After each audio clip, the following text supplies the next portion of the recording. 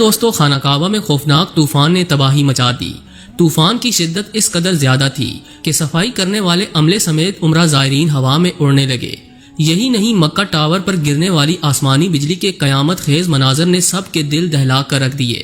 کیا یہ قیامت کی کوئی نشانی ہے؟ مکہ میں طوفان کیوں آیا اور اس نے کتنی تباہی مچائی؟ یہ سب کچھ جاننے کے لیے ویڈیو کو آخر تک ضرور دیکھیے گا۔ ویڈیو کو لائک اور چینل کو سبسکرائب کرنا ہرگز نہ بھولیں۔ تو آئیے چل کر موضوع کا باقاعدہ آغاز کرتے ہیں۔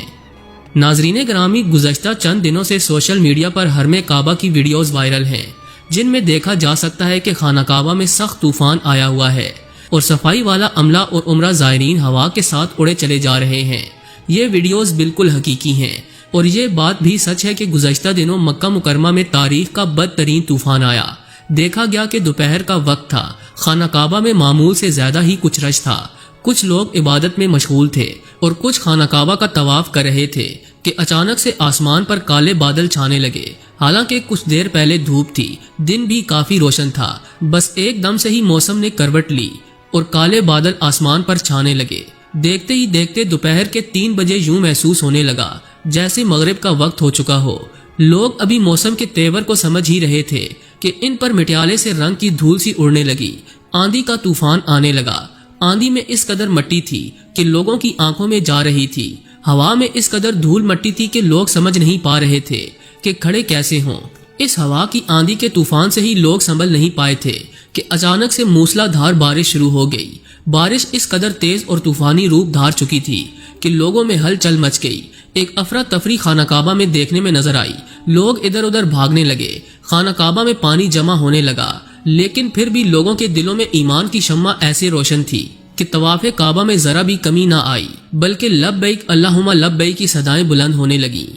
سبحان اللہ۔ دوستو، اگر آپ ان ویڈیوز کو غور سے دیکھیں تو معلوم ہوتا ہے کہ یہ کوئی معمولی طوفان نہیں تھا۔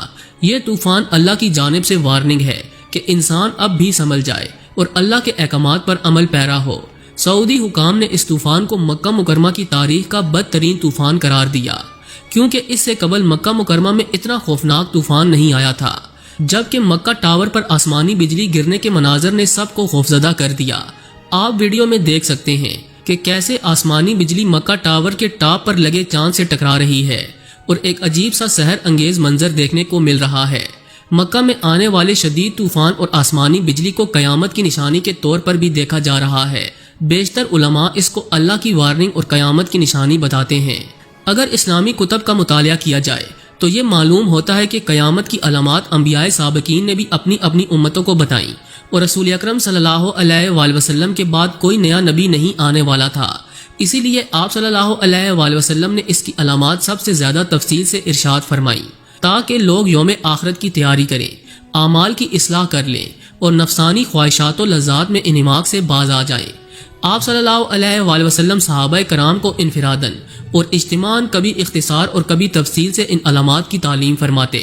آپ صلی اللہ علیہ وآلہ وسلم نے ان کی تبلیغ کا کتنا اہتمام فرمایا، اس کا اندازہ احادیث کی کتب پڑھنے سے معلوم ہوتا ہے۔ حضور اکرم صلی اللہ علیہ وآلہ وسلم کے صحابی ابو نوید رضی اللہ تعالی عنہ فرماتے ہیں کہ رسول اللہ صلی اللہ علیہ وآلہ وسلم نے ہم کو فجر کی نماز پڑھائی اور منبر پر چڑھ کر ہمارے سامنے خطبہ دیا، یہاں تک کہ ظہر کی نماز کا وقت ہو گیا۔ پس آپ صلی اللہ علیہ وآلہ وسلم نے اتر کر نماز پڑھی، پھر منبر پر تشریف لے گئے اور ہمیں خطبہ دیتے رہے یہاں تک کہ عصر کا وقت ہو گیا۔ پھر آپ صلی اللہ علیہ وآلہ وسلم نے اتر کر نماز پڑھی اور پھر منبر پر تشریف لے گئے اور ہمیں خطبہ دیتے رہے یہاں تک کہ آفتاب غروب ہو گیا۔ پس آپ صلی اللہ علیہ وآلہ وسلم نے ہمیں اس خطبے میں ان اہم واقعات کی خبر دی جو ہو چکے اور جو آئندہ ہونے والے ہیں۔ پس ہم میں سے جس کا حافظہ زیادہ قوی تھا وہی ان واقعات کو زیادہ جاننے والا ہے۔ دوستو، قرب قیامت کے حوالے سے رسول اللہ صلی اللہ علیہ وآلہ وسلم نے ارشاد فرمایا کہ لوگوں پر ایک زمانہ ایسا آئے گا کہ دین پر قائم رہنے والے کی حالت اس شخص کی طرح ہوگی جس نے انگارے کو اپنی مٹھی میں پکڑ رکھا ہو۔ دنیاوی اعتبار سے سب سے زیادہ نصیبہ ور وہ شخص ہوگا جو خود بھی کمینہ ہو اور اس کا باپ بھی کمینہ ہو۔ لیڈر بہت اور امانتدار کم ہوں گے۔ قبیلوں اور قوموں کے لیڈر منافق، ذلیل ترین اور فاسق ہوں گے۔ بازاروں کے رئیس فاجر ہوں گے۔ پولیس کی کثرت ہوگی جو ظالموں کی پشت پناہی کرے گی۔ بڑے بڑے عہدے نااہلوں کو ملیں گے۔ لڑکے حکومت کرنے لگیں گے۔ تجارت بہت پھیل جائے گی۔ یہاں تک کہ تجارت میں عورت اپنے شوہر کا ہاتھ بٹائے گی، مگر کساد بازاری ایسی ہوگی کہ نفع حاصل نہیں ہوگا۔ ناپ تول میں کمی کی جائے گی، لکھنے کا رواج بہت بڑھ جائے گا، مگر تعلیم محض دنیا کے لیے حاصل کی جائے گی۔ قرآن کو گانے باجے کا آلہ بنایا جائے گا۔ ریا، شہرت اور مالی منفعت کے لیے گا گا کر قرآن پڑھنے والوں کی کثرت ہوگی اور فقہا کی قلت ہوگی۔ علماء کو قتل کیا جائے گا اور ان پر ایسا سخت وقت آئے گا کہ وہ سرخ سولے سے زیادہ اپنی موت کو پسند کریں گے۔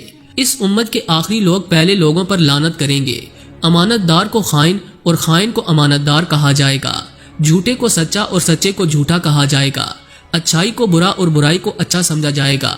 اجنبی لوگوں سے حسن سلوک کیا جائے گا اور رشتہ داروں کے حقوق پامال کیے جائیں گے۔ بیوی کی اطاعت اور ماں باپ کی نافرمانی ہوگی۔ مسجدوں میں شور و غل اور دنیا کی باتیں ہوں گی۔ سلام صرف جان پہچان کے لوگوں کو کیا جائے گا۔ طلاقوں کی کثرت ہوگی۔ نیک لوگ چھپتے پھریں گے اور کمینے لوگوں کا دور دورہ ہوگا۔ لوگ فخر اور ریا کے طور پر اونچی اونچی عمارتیں بنانے میں ایک دوسرے کا مقابلہ کریں گے۔